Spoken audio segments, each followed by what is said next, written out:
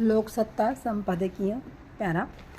अणुबॉम्बच्या जनकांपैकी एक मानल्या जाणाऱ्या ओपेनहायमर यांच्यावर आधारित ओपेनहायमर या पुरस्कार विजेत्या चित्रपटात त्यांच्या देशाबद्दलच्या निष्ठेवर आणि कम्युनिस्टांबद्दल त्यांना असलेल्या सहानुभूतीवर वारंवार प्रश्नचिन्ह उपस्थित केले गेले आहे.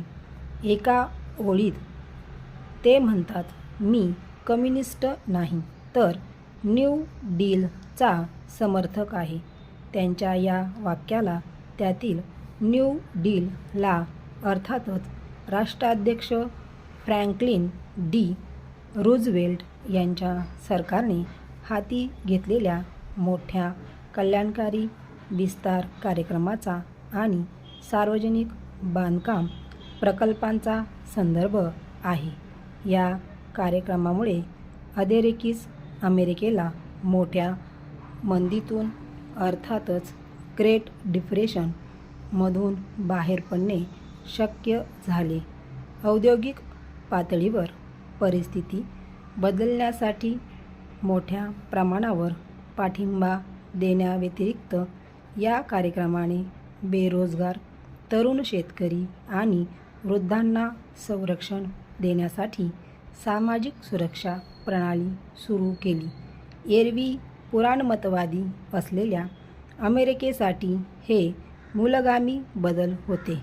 आर्थिक पातळीवर संपन्न असलेल्या शास्त्रज्ञ ओपेनहायमर यांची अशा कल्याणकारी खर्चाचे समर्थन करण्यात कोणतीच हरकत नव्हती. या नव्या कार्यक्रमाला अमेरिकन समाजातील सर्व स्तराचा पाठिंबा होता. कोणीही या कार्यक्रमाकडे पॉलला पैसे देण्यासाठी पीटरला लुटले जाते आहे या दृष्टिकोनातून पाहिले नाही. हा सगळा श्रीमंत कर भरणारा वर्ग होता आणि त्याने केवळ कल्याणकारी खर्चाला पाठिंबा दिला नाही तर स्वतःला त्याचा अप्रत्यक्ष लाभार्थी म्हणूनही पाहिले. भारतात सरकारच्या कल्याणकारी कार्यक्रमाचे लाभार्थी आणि अशा कार्यक्रमांना निधी देणारे सत्कृत्य दाते यांच्या बाबतीत काय आहे? चला तपासूया. पॅरा. आपण कल्याणकारीच.